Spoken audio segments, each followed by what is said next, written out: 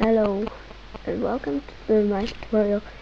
It's about changing your logon screen. Okay.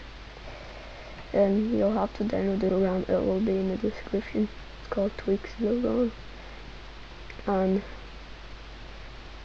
you press this to change your button. Go to what picture you want. There has to be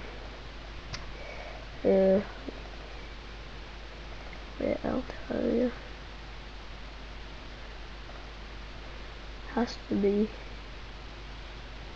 a JPEG image, JPEG, people would like to call it. Look, you choose like a picture, then press test.